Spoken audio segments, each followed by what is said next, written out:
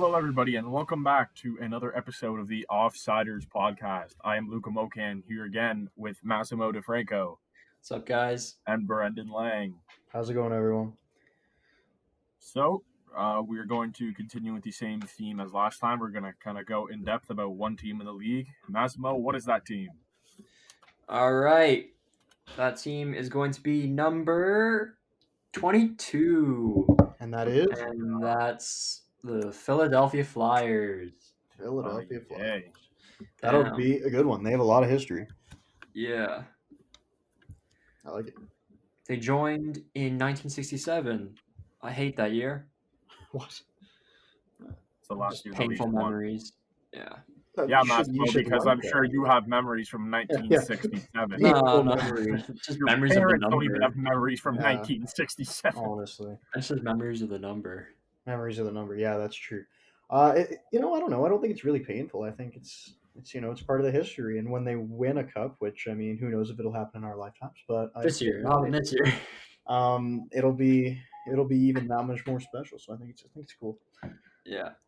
All right, so Philadelphia Flyers joined in 1967, and they won their only two Stanley Cups back-to-back in 74 and 75.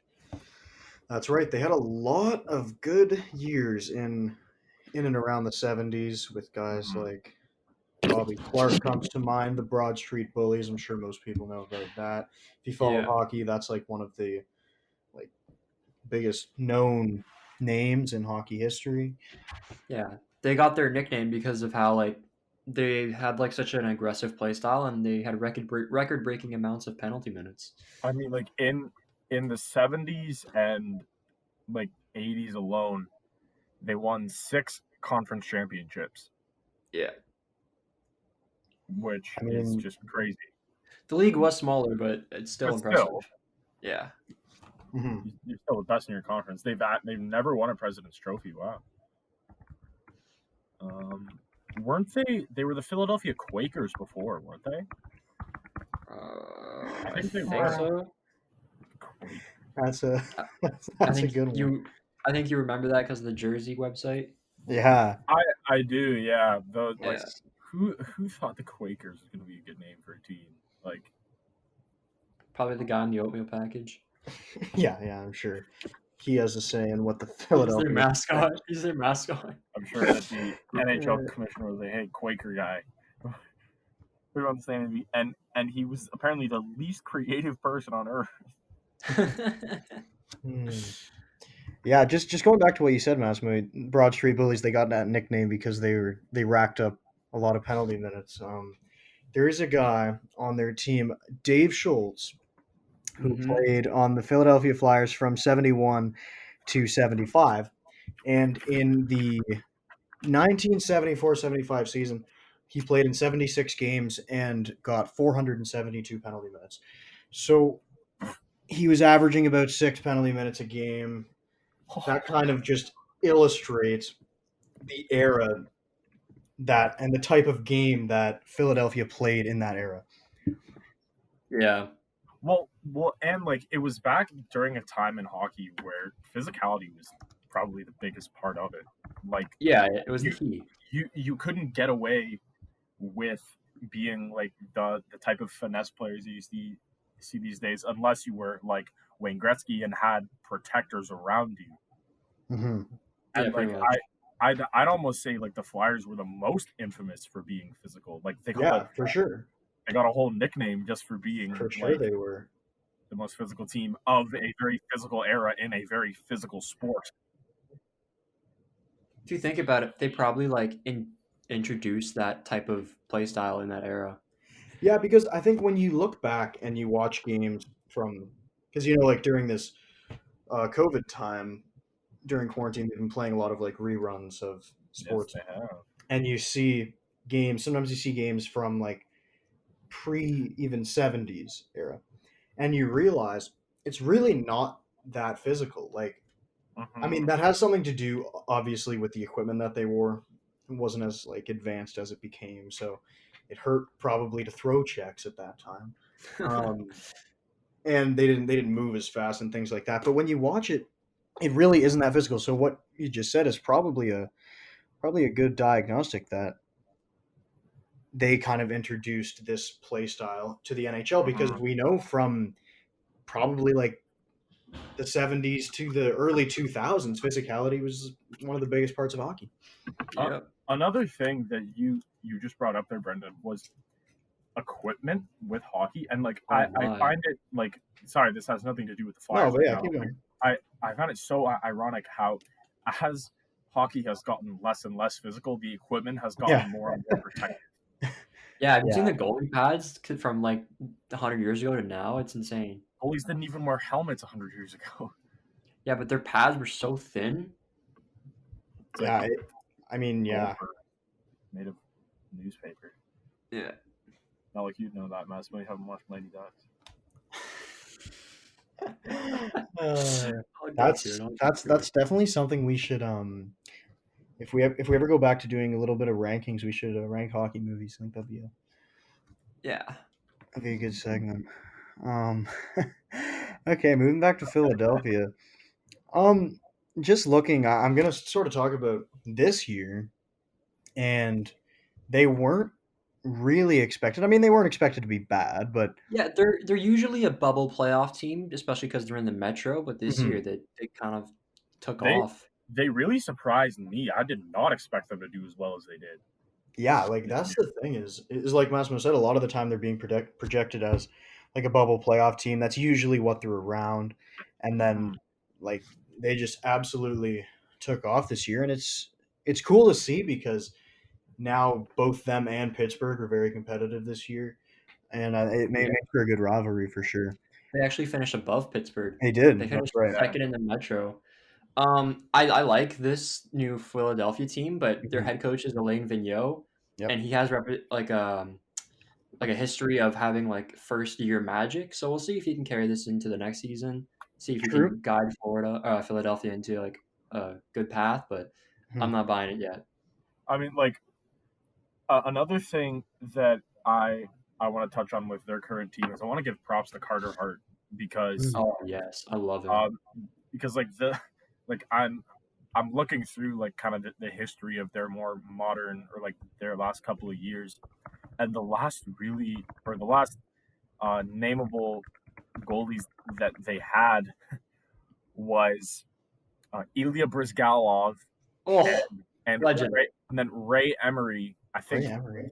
he passed passed on. away. Yeah, he Rest in did. peace, Ray Emery. Yeah, rest in peace, Ray. But like for a while they didn't really have very good goalies, and then all of a sudden Carter Hart, this Canadian kid, comes out of nowhere. Yeah. And So yeah, that was the main problem with Philadelphia. They were always a good team. They just couldn't get a save because they had goaltenders like Steve Mason, Ilya Brizgalov, couldn't do anything. And then Starter Hart comes out of nowhere and just proves he's the best goalie from Canada right now. This guy really I don't know called him about that. Well, at his Hart. age, at his age. Hart. Yeah, and I like the roster that they've put together. It kind of has like a mix between young and old. I don't want to say old, but experienced veteran. Yeah. Claude Giroux, yeah. Like I'm a huge fan of guys like Claude Giroux, of course, and Voracek and Van Yeah. Riemsdyk's back there now. And also like Provorov has been really good for them. And also I'm a huge fan of Travis Konechny. I think he brings kind of like that grit play back. But he's also skilled, kind of like a Brad Marchand. Obviously not on the same skill level as Marchand, but So what I've noticed about their forward group is there's not really like a dedicated superstar. It's more of a well-rounded team, and they're the top 5 players go from Konechny to Couturier to Voracek to Giroux to Hayes, and that ranges from 60 to 50 points. There's not that big of a gap. True. There's not like 90 points then 60 to 50. Like to me that reminds me a lot of Vegas in their first year. It's like they didn't have like a blatant superstar right away, but like they had a bunch of really good guys who really wanted to just work hard, and they came out and almost pulled off a ridiculous. Yeah. I think that's something big with really any sport. But you can have like star players, but sometimes it really comes down to more how they play together and how they play off of each other. like you were saying, Vegas. I mean, they made it to the Stanley Cup Finals in a year that they had an expansion draft for them. These are all players that the teams didn't really care that they lost. Like, and they made a run like that. It's just a thing of, I think, coaching has a lot to do with it when you get into situations like that, and just how the players play together. And obviously in Philadelphia, that's worked out really well. Yeah, man. And Travis Konechny is only 22. I So, Couturier is younger than I thought as well. yeah. They also have Nolan Patrick still. That's right. Yeah, that's right. I actually But- forgot about him. They fired Ron Hextall. I don't like that. So, like, we've talked about a lot of good things with Philadelphia. I'm going to bring up one thing that Yes. they made a mistake on. Mhm. So they signed Shane Gostisbehere to a $4.5 million contract until 2023 to become like one of their best defensemen. Okay. His last game he played was in the AHL. So Yeah, I don't know. He's had like an off year. Hopefully he can trend upward again, but he's at 27 years old and he's trending down right now. So Yes, I do agree with you. He definitely is on the downward trend at 27. Yeah. But I don't know. He's still like he had a couple good years there. Like he had a 65-point year in 17-18. So you know that the potential's there. That's what they're giving him the money for. I mean that contract isn't like crazy overpriced. Yeah, I mean you can definitely move it. Yeah. for a guy who's played in the AHL, it is a little pricey for paying $4 million. A guy that finished his season in the AHL, but also he only played 42 games. So I mean, I don't know the exact of what the case was, but 42 games looks like there could have been an injury involved. Yeah, he was definitely injured. So I remember that. the 2 games in the AHL may not be as much as being sent down because he wasn't good. It's just kind of like a rehab thing to get ready to be playing back in the NHL. Yeah, and as mentioned before, it doesn't really matter that Gostisbehere has been lacking because Ivan Provorov has picked up the slack for more than him and Gostisbehere. I think I had Provorov on my fantasy team this year. He was doing really well for me. Provorov, yeah, he really kind of came out of nowhere. Mm-hmm. Put up 36 points in 69 games as a defenseman. Mm-hmm. That's really good. And like, because I'm looking at like a list of their current roster now. Their oldest guy is 35, and it's like they're like it's not like it's like one of their massive stars. It's they have Brian Elliott, who They have Elliott? He's exactly. He must have their backup. Like I think goalies are a dime a dozen, and then Nate Thompson, who's a center. Yeah. So like he's been from team to team. So from what it seems like, it's like if they can keep up the same kind of work ethic, they'll be a contender just like they were this year for a good amount. Yeah. Like I said, I am not buying into it yet until I see another good season because Alain Vigneault has a history of just having one good season and dead. But True. I hope they do well because I want to see this team succeed. Like you saw, I want to see more teams dominate the Metro than just Pittsburgh and Washington. For sure. It's going to stay that way for a while, unfortunately. But I'm just looking here at Gostisbehere. It says that he had a knee injury for pretty much all the games that he missed. I think it was March 10th. It says that he was going to play his second game since January 7th. So, so that was definitely due to the injury. I don't know if him playing in the AHL is a real indicator of that they didn't think he was good enough to be in the NHL. I think that's more just an injury. No, I think they just wanted to send him back down to regroup, kind of like what they did with Muzzin with the Leafs. Yeah, exactly. But I mean, 12 points in 42 games, it's tough. That's not great. Also, you never know with knee injuries like that. Maybe he was playing through it during a lot of the season. Yeah, it definitely threw him off a bit. Yeah, exactly. So I think he definitely has time to bounce back. With 65 points in a year as a defenseman, you know he's got it in him. So I wouldn't be too worried about him if I'm Philadelphia management. But other guy, Kevin Hayes, he's been looking pretty good. He signed a pretty big contract. I think it's 7.1 or something like that. He's one of their captains too. He is. Yeah. That was the I almost thought to be a little overpriced, wasn't it? Well, when you compare it to guys like Nylander does put up more offensive numbers, but Kevin Hayes probably does provide more No, I'm just using as a comparison. Oh yeah. Kevin Hayes probably does provide more than just offense to For Philadelphia sure, because they play a different play style in Toronto. definitely. I'm I'm honestly GP. just looking here at their defensive core and like having a guy like Matt Niskanen. I didn't even know he was on Philadelphia. Yeah, they traded He's gonna. Radko Gudas for him. Oh, did they? Okay. He's gonna be very valuable once the playoffs start Yeah. because he's a guy that's been there before, and I think veteran defenseman is a huge thing in big games. Mm-hmm. And correct me if I'm wrong, but like Travis Sanheim, he's one of their younger defensemen in Mhm. that core too. Oh yeah, he's good. Canadian Yeah, boy, exactly. and like he doesn't put up as many offensive points. He's not really an offensive player, but like he like that is a good future for this team. Exactly. Yeah, they have a good future, especially with Oscar Lindblom too. Yeah, that's Yeah. right. Unfortunately, he missed out on the season, but he's cured and he's ready to get back into it. I don't know if he'll be playing in the playoffs. I wouldn't expect it, but yeah, definitely. He's back, that's for sure. Yeah, and he was a force before he Yeah. had to take some time off. I'm looking here. Morgan Frost. Yeah, he's part of their future, Yeah, but most of their future actually played this season. he played 20 games. I actually didn't know he was. I mean, I did know he was a Philadelphia prospect, but I didn't know he actually played that many games this year. Um, I like Morgan Frost. I think he's. I don't know. You can't say he's going to be a star in the future, but Well, he's I saw him play in projectable. the World Yeah, Juniors. yeah, me too. He looked pretty good. Yeah, I think he's projectable to be a top six forward, most likely. Son of Leafs legend Andy Of Frost. course, that's right. Looking. I actually didn't know Brian Elliott was on the Yeah, fly. he must be their backup because I Yeah. don't know any other goalie plays for Philadelphia. I would think that he is.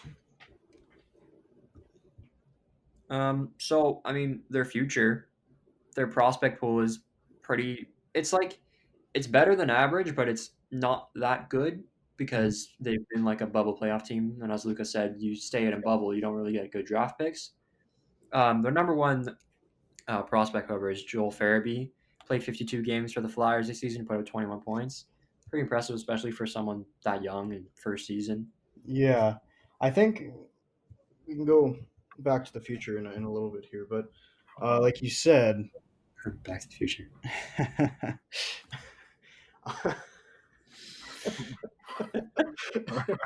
oh man, didn't know so.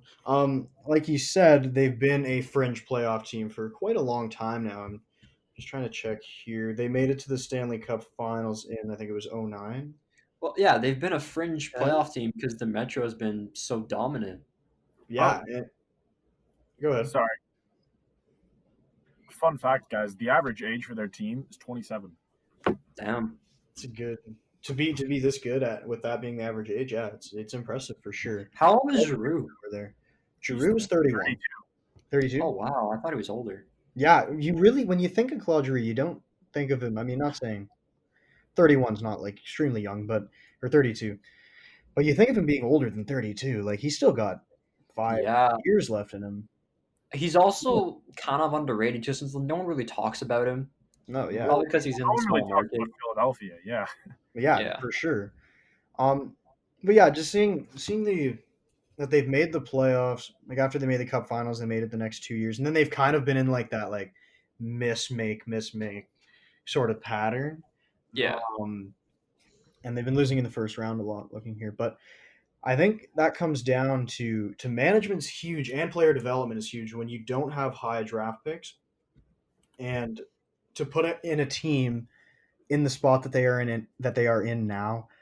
That's a big credit to the management and player development because being able to come out with like NHL productive talent without having top picks is impressive.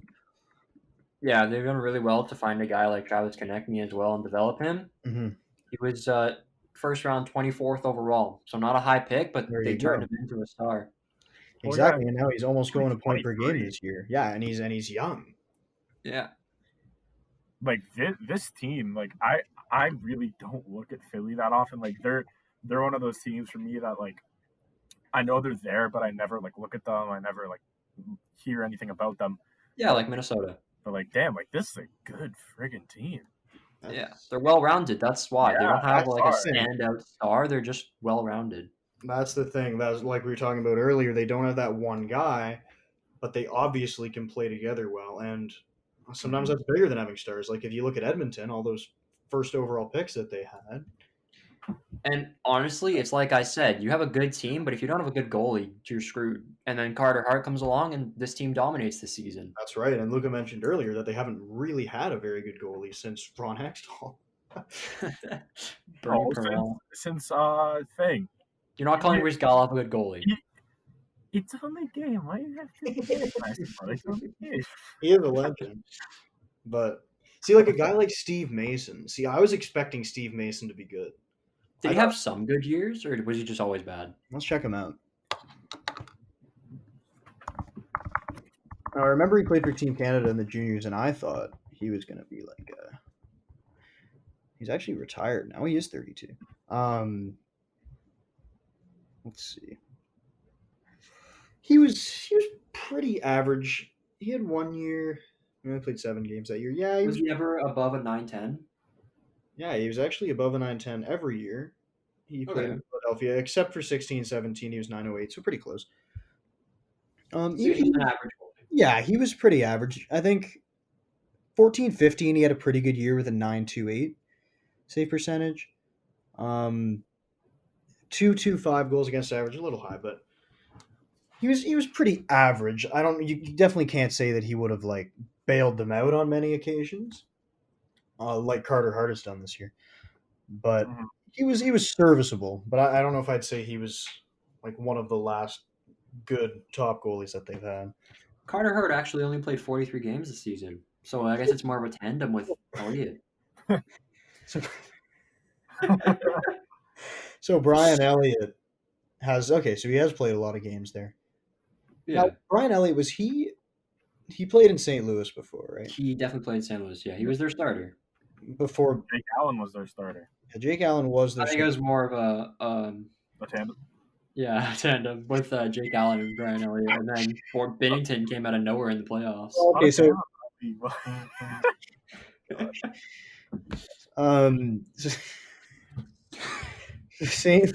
played for St. Louis from 2011 to 2016. So he was out of there before before Binnington came back, obviously, because that was just a year ago. Yeah. So yeah, it was probably early on because Jake Allen would have been younger when he first came to St. Louis when Brian Elliott was still there. So it could have been a tandem, and then Jake Allen obviously took that starting job away from him, and that's probably where, because he moved on to Calgary the year after, and then went to Philly the year after that. So he's been in Philly for 3 years now. I don't remember Brian Elliott in Calgary. Yeah, he played 49 games. Damn. In 16-17 with the Flames. Yeah. And let's see, he's having an okay year this year. Not great. He's played, how many games did you say Carter Hart played? 43, and he put up a 9.14. Okay. Brian Elliott's played 31. He has an 8.99. So it's not great. I'm really big on Carter Hart, man. I'm excited for this guy. Well, that's the thing, is that he's young. He's 21. He's so young. Especially for a goalie to be this good, this young, he's barely unseen. Yeah, for sure. He's going to be around for a long time. And I know you said that you can't trust Philadelphia yet because of the Alain Vigneault curse, but yeah, like from what we've looked at with their players, I don't think it's just the coach. Like I think the stars really just align for them now. Yeah, that they can really. And we've talked about, like you said, the average age is 27. We've talked about how they're young, so it's not like their window is going to be closing quickly. They still got probably 3 or 4 years with this window with guys like Konechny and Couturier, and Giroux's definitely got a couple more good years in him. For sure, yeah. I also think with having a team that doesn't have one blatant star, it really takes the weight off of like one guy. It's like that's also why I think Edmonton kind of had a rough go at it for those couple of years when they had all those first round picks.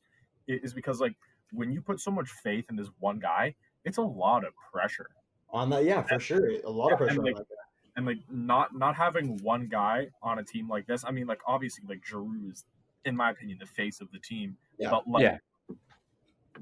but like he doesn't have a lot of pressure on him because he's not even their biggest point producer. He is Nope. their captain, yeah, but he's also 32, so like he's been in the league long enough. He knows what it means to be a leader, be a captain. So like, I think not having a face of the team also like really helps them. Like it's not one guy that everybody's looking to or depending on. It's like Yeah. it's a team. It's like a well-rounded group. They can just count on each other, and they have a lot of Canadians. Yeah, so I'm looking at their like current lines. So their top 6 is actually really good. So it's Giroux, Couturier, Voracek, Farabee, Hayes, Konechny. But their bottom 6 is kind of lacking. But I think they're missing a couple guys. But I think they're fine. They might need to add like a bit more depth. But they're set. Yeah, and I like their defensive core as well. It's young, but it also has some veteran leadership on there. The thing that you're saying about the depth, though, for this season, I don't know if I can see them making a huge deep run into the playoffs. Yeah, fair enough. But again, Well, they are past the play-ins. Yeah, they're playing in the round robin for the seeding for the top teams. Yeah. But I mean, who knows what the playoffs are going to be like this year? I mean, It's gonna be so funny. Nobody knows what to expect. But I'm just saying, if we're looking at it, if it was just like a regular year, I don't know if this team, like you said, because they lack a little bit of depth in their bottom 6 forwards. Yeah, their top 6 is deadly, but For you need sure. more than a top 6. Especially in the playoffs. Sometimes in the regular season, you can kind of get away with it. The games aren't as intense. Not everything gets exposed as much as it does in the postseason. And then in the playoffs, yeah, they may have not been able to make a deep run this year, but Luca was saying, again, back to the age, they're primed to be good for the next couple of years. So then they can definitely improve on that bottom 6 depth. Yeah, you can even add Morgan Frost in there too if you want. Sure, exactly. And then they have some prospects like Nolan Patrick. Yeah. Nolan Patrick's actually not here. I think he's injured. Must be. Yeah, he may have been. Yeah, he is. And JVR. Okay, no, actually, I think they have some depth. They have Lindblom, Patrick, JVR. And you add Frost in there. You got Farabee. No, I think they're fine for the future, for sure. Yeah, I think they're gonna be. I think they're gonna be good for years to come. Okay, I think it's time to move on to some trivia, and then we'll look to the future of the Philadelphia Flyers. Yeah. Okay. Well, for us today, you guys know what's coming. It's the same thing as last episode. Let me pop up the Google tab. Franchise point leaders, except Metropolitan. Okay. So we're gonna start with the Carolina Hurricanes. Eric Stahl. Yeah, that's it. Well, Luca gets that one. The first when I hear Carolina, the first name that comes to mind is Cam Ward. For me, it's Rob Brindamore. Brindamore, yeah, okay, that's fine. Yeah, because he coached it and played it. Yeah. All right. Columbus Blue Jackets. Rick Nash. Jeez, Luca. Ooh. I swear I don't have anything open. Yeah, but you might have done your research. No, I actually did. All right. How many points did Rick Nash have? He had 547. Yeah, Okay. That's like the second lowest behind Florida. Jonathan Huberdeau. Yeah. Okay, let's see if you guys get this one. Okay. New Jersey Devils.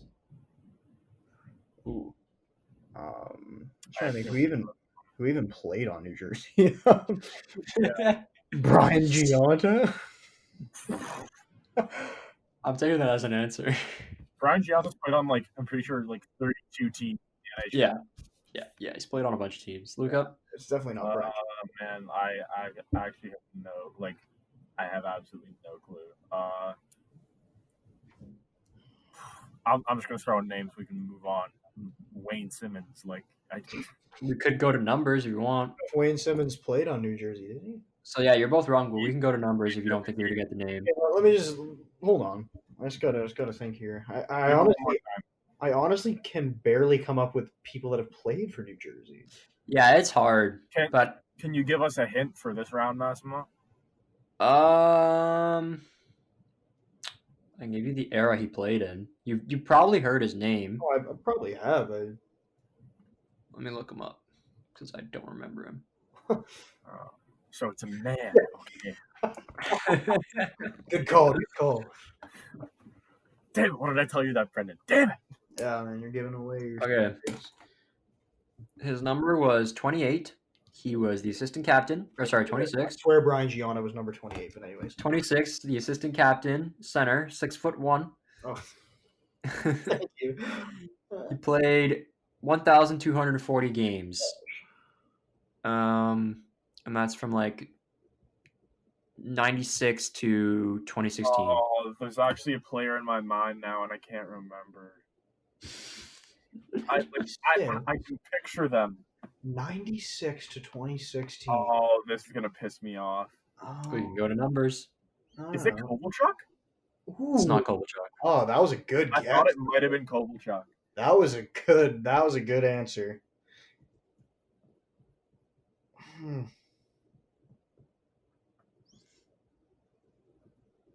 Ilya Kovalchuk. I don't know. I don't think I can get this one.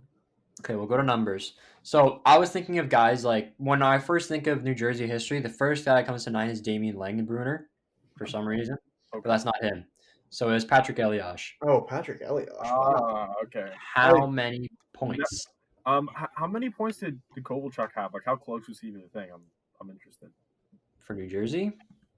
No, for the KHL.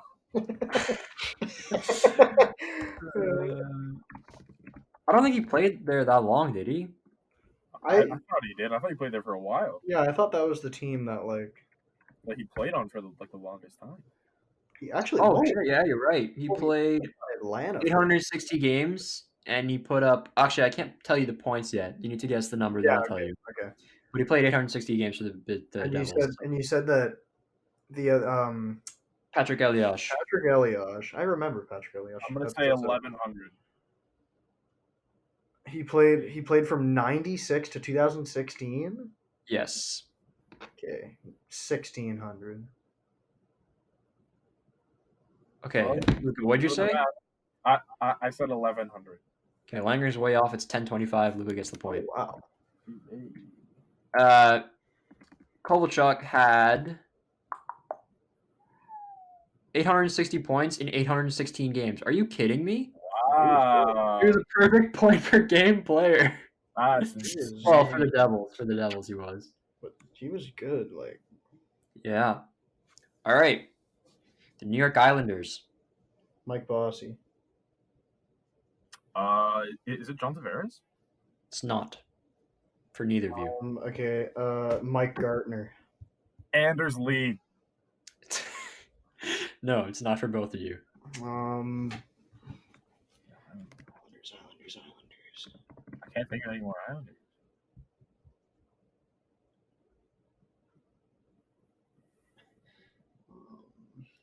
He's an old guy. His first season with the Islanders is 75. Jesus Christ. Should we know this name? Maybe. Like, if we know Patrick Elias, should we know who this guy is? If you know Patrick Elias, you should know who he is, yeah. He's arguably their best player.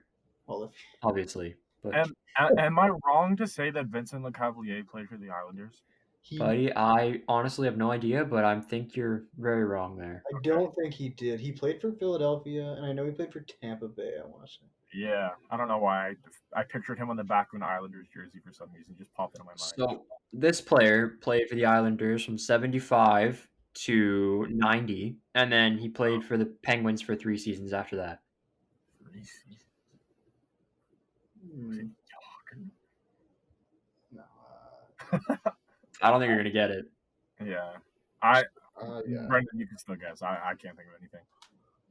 Just thinking of Penguins, I want to say Scott Stevens. It's not Scott Stevens. Oh, that's a good guess. He did not play for the Islanders. Don't think of Penguins. That's not going to help you. He didn't play for the Islanders, but I don't have it. Off the numbers. Yeah, let's do it. Brian Trottier. Oh, okay. Mm. I would never have guessed that, but I know his name for sure. Yeah. But I would know nothing about it. definitely know who he is. I just would have never got that. All right.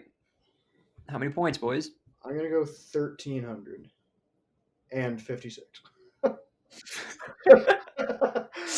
Okay, Luca. I'm gonna make it interesting. Go 1230. Well, Brian Trottier had 1,353 points, so Brendan wins that Wow, one. Brendan. 3 points off. I- Very scary. That's crazy. If you get it on the nose, you got like 4 points. Yeah, that's never gonna happen. You got scarily close though there. That was You might hear some typing on my computer. when you said and 56 points, I'm like, oh my god. Oh, I should have said 53. Okay. The New York Rangers. New York Rangers. Mark Messier. Man, you're quick. It was Mark Messier. I mean, I'll say Wayne Gretzky, but it wasn't him. No, both of you are wrong. Whoa. What the hell? Who else played on the Rangers? Yeah, this guy ended his season in 78. I don't think you'll know him. Do you know him? No. You don't know him? No. Oh. Should Well, we just go to just one second. Oh, we should just go to points. Let me just think. Hold on. He started in 61, ended in 78. Only played for the Rangers. Yeah, okay. Never mind. Rod Gilbert. Rod Gilbert. Okay. Damn. How many points? And he played, tell me the years again? He started in 61, ended in 78. If he had more than Messier and Gretzky, I'm gonna say like 1,300, man. Like those guys were friggin' offensive powerhouses. I'm going to say. I'm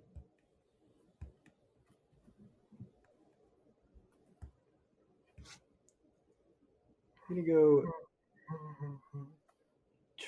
1246. 10-21, Brendan wins. Gosh darn it. Yes, Messier and Gretzky were powerhouses, but Gretzky went to different teams, and Messier did not actually reach 10-21 points. How long did Messier play on the Rangers? I'm going to look that up. Oh, wow. Okay. He didn't play for that long. That's probably why he only played for 5 years. Oh, yeah. Okay. Let's He retired this. 04? Oh, my gosh. Okay. Keep this rolling. It's 3-2 Luca currently. Okay. Philadelphia Flyers. Bobby Clark. Luca, why would you... Okay, yeah, it's Bobby Clark. I had Bobby Clark on my screen, and I really should have guessed it, but I forgot that they're my next guess was the Eric Lindros. Yeah. Bobby Clark was at 12-10. We actually didn't talk about Eric Lindros. No, we didn't. We can get back to him. No, we're talking about the future. You know, this has actually been pretty good. The first 2 episodes, the random teams have been in the league. Yes. We're talking about. It's pretty good. Both bubble teams, one better than the other. Significantly. Okay. Pittsburgh Penguins. Mario Lemieux. Okay, so you said at the same time we're going to go to points. 1,700. I mean, yeah, it's high. 1635. 1723. Luca gets that one. If Brendan gets this point, he ties it up. Actually, no. Yeah, if Brendan gets his points tied up. Luca's winning 4-3. Washington Capitals.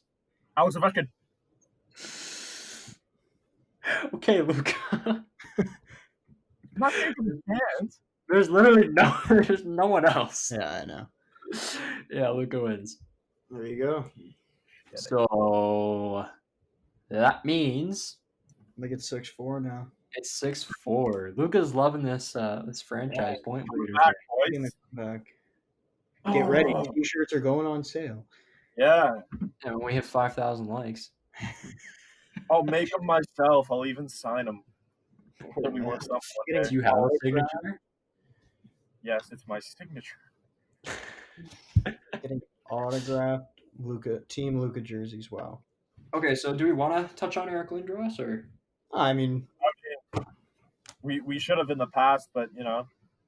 Well, we didn't also talk about Chris Pronger either. That's right. Yeah. I mean, like, there really isn't much to say. It's like had Eric Lindros not gotten injured, and then had everything happen to him. I think the whole history of this franchise turns out differently. The Eric Lindros trade tree is substantially huge. And he was drafted by Montreal. Yeah, and Yeah, but he didn't want to go there. Yeah. yeah, there was all that drama. Yeah. Okay, I so remember I was like sitting at dinner with my dad like 4 years ago, and it took him like half an hour to like remember and tell me the whole Eric Lindros story. And I was like, it's on YouTube now, so. I was like, oh, cool. Can we eat now? All right, yeah. What were you having for dinner, though? That's the past. 4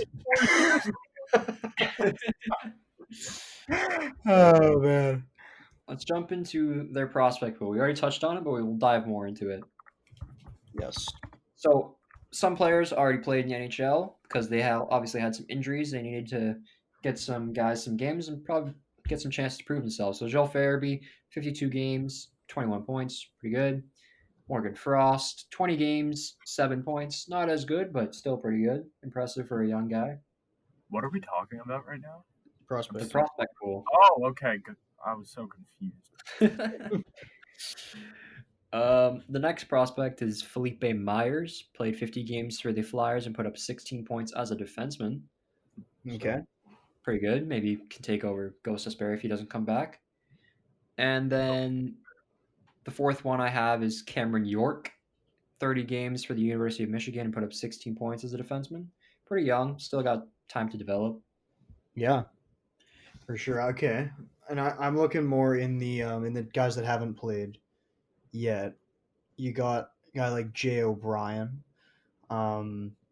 He's their top prospect. Their two top prospects are actually American. One of them plays for the Everett Silvertips in the WHL.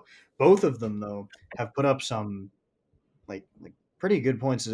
Jay O'Brien, their top prospect, he's a centerman, and he had 66 points in 46 games this year. And Yeah. then going down to Wyatt Wiley, a defenseman with 64 points in 62 games in the WHL. Brendan, what's his name? Wyatt Wiley. Oh my god. Sounds like the new Wojtek Wolski. Wojtek Wolski, what a guy. Yeah, those guys do something impressive. 64 points in 62 games as a defenseman in the WHL. Are they like 19, I'm assuming? Let's see. Okay. He is 20. Eric Okay. Lindros is a tank. Oh my god. Okay, sorry. Just randomly find a picture of Lindros. Yeah, Six- Lindros is huge. 6'4", 240. He is Yeah. Well, you needed to be big back in that era. Oh my god, the guy's a monster. And then after those two top prospects, it really drops off for them. Guys that haven't played in the league yet. Yeah, and it drops off because they've been starting to get better. When you get better, you don't get as much good draft picks, but you just got to develop better, like you did with Konechny. Yeah, very true. But they got two of their top three are defensemen, so that defense core is looking strong right now. It's already looking strong, and it's going to keep getting stronger as the future goes on. Yeah. Okay, well, there's not a ton to talk about in the Philadelphia Flyers' future, so 5 this years, team- boys. well, first of all, this team is in the bubble. They're in the playoffs. We're going to make playoff predictions first before we go into Ooh. Hell, let's go. Who are they versing? They are we don't know yet because they're going to be playing the seeding round robin. Well, let's Ooh. yeah. Oh yeah, that's true. Yeah, let me Well, get the bracket up. yeah, if we were to just go off of like let's say it works out exactly how it was supposed to, Yeah. like if they just played whoever they were going to play, it would have been Washington. was it Washington? Yeah. Well, no, they play Washington in like the seed game, but Yeah. if it was back to the normal format, is that what you're talking about? Yeah. Well, yeah. So they would have played the winner of I guess Carolina, New York, or no, Toronto, Columbus. No, sorry, Pittsburgh, Montreal. Hold on. There we go. Third time's the charm. Well, I think if they play Montreal, it's a pretty easy. Well, no, if they play Montreal, it's because Montreal beat Pittsburgh, and that's because Carey Price stepped up his game, so it probably won't be that easy. Or because Sidney Crosby got injured.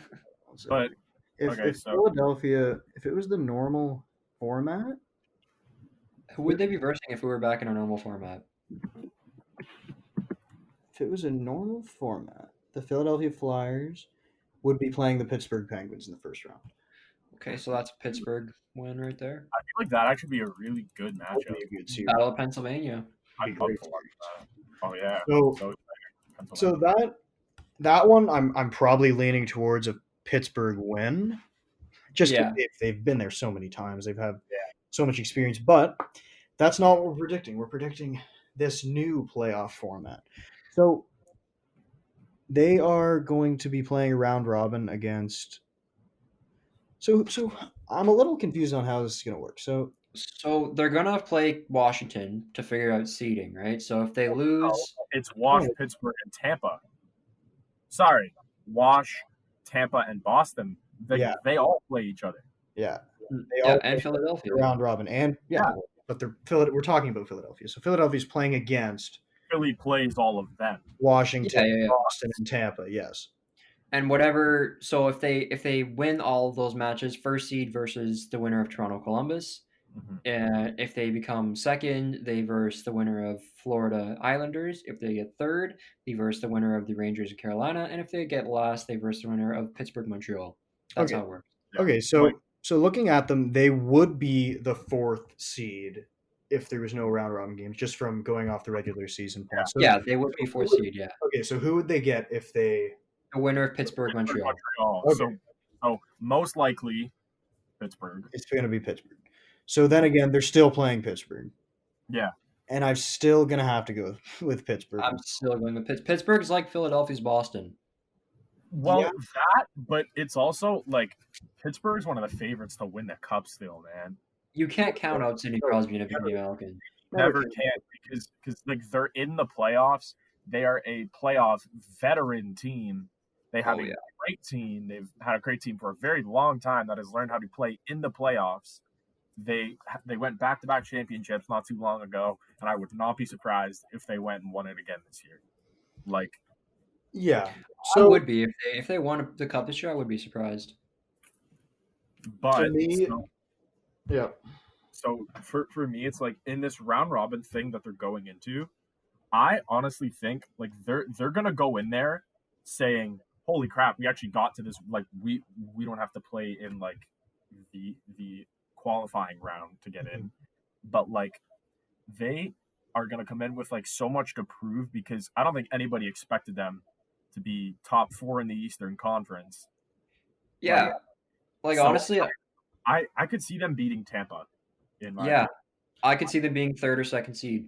Yeah. Okay, so to me, I think I'm gonna go with I think they're gonna make it to the. They're gonna beat their first opponent, and they're gonna make it to the second round, and they will be eliminated. Yeah, that's fair. They do have the skill to beat any of these teams. That's for sure. They do. I just don't know. They're a young team. They're still developing. I can't see them going much farther than the second round. I'll say they beat anyone except for Pittsburgh. If they have to verse Pittsburgh, they lose. You think they beat any other Eastern Conference team? From the play-ins, not from the... Oh, okay. Yeah. Yes, I agree with you. They beat everyone other than Pittsburgh. Yeah. It all depends on how Carter Hart plays in his first playoff experience. True. That's also a thing. But a lot of the times we've seen young guys like Bennington and Matt Murray come in and be like... walls in the playoffs. So, I think I'm going to go with the second round. Yeah, like it also helped with like these young goalies. It's like they had veterans in front of them. It's like St. Louis was like a pretty veteran-filled team. Of course, Pittsburgh is a bunch of superstar veterans who've been in the playoffs, and like he was back up to Fleury, and they were fighting the entire year. So like I think it's going to help that Carter Hart has these more experienced guys in front of him. Sure. But even if he doesn't do well this year, like I know we haven't gotten to like the future yet, but like I could like really see these guys being top playoff contender for a very long time. Yeah, so like let's go into the next 5 years. Exactly. what do you think, Luca? You can start because you were just kind of going off on Yeah. that. What do you see this team being in the next 5? I'm gonna make a bold, but honestly not so bold prediction. In the next 3 years, they're gonna be a Stanley Cup finalist. Like they're gonna be in the Stanley Cup finals. I don't think they're gonna win, but I think they have until Claude Giroux leaves or retires or Trends down. yeah. Being only 31, though, I think he's got, and being the player that he is, that he doesn't need to put up high point Yeah, production. He that is just needs to very be a leader. He needs to win faceoffs like he always does. He's a good defensive forward. He kind of does all the little things well. I think you can still get 4 productive years out of Claude Giroux. Mhm. So like I'm gonna say they have as long as Claude Giroux is on that team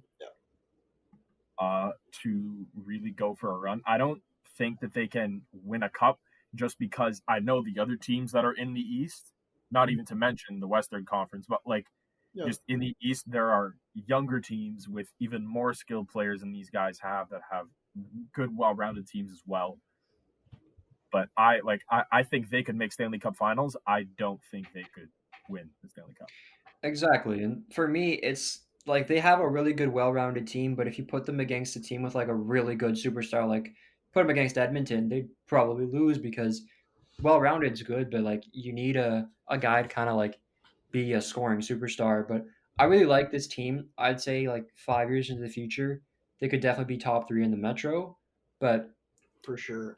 in their division, that's all they probably could do because there's better teams past their division. Honestly, but I feel like Washington isn't in a downtrend yet, but they will be in a downtrend before Philadelphia is. Yeah, like I'm looking at the teams in the Metro. Like some teams are definitely going to trend down. Yeah. Like it's going to happen. And some teams are going to trend up.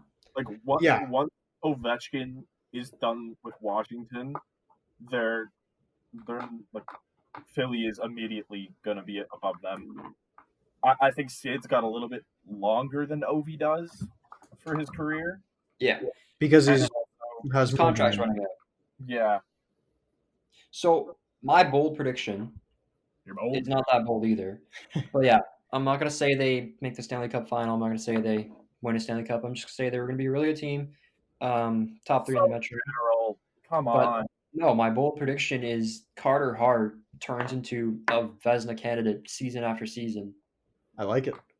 I would love to see that happen. I like Carter Hart. I think he's a good goalie, good Canadian. Played for the World Juniors. I've seen him for a long time, and I would really like that. That if he becomes a Vezina Trophy candidate, like a perennial Vezina guy. Yeah. I'm gonna kind of stick around the same thing as you guys. I don't know if they're as presently constructed. Obviously, they can sign a big name free agent. I mean, I can't tell that, but as the prospects that they have and the fact that they're probably going to be fairly good over the next 5 years, so they're not going to get any really high prospects or really high draft picks. Sorry. So yeah, I can't say they're going to win a cup. I can't even say they're going to make the Stanley Cup Finals, but they will be a contending playoff team, more than a fringe playoff team like they've been in the past couple of years. They're going to be kind of a perennial playoff team that you'll see every year. I just don't know, as presently constructed, if they have enough to make it over the hump and win a cup. Yeah, they're like a good dark horse to if you ever want to pick a dark horse to like win anything. That's probably a good dark horse pick. For sure. Okay. I think that wraps things up here for our second episode on our new podcast, The Offsiders, and thank you everyone for listening.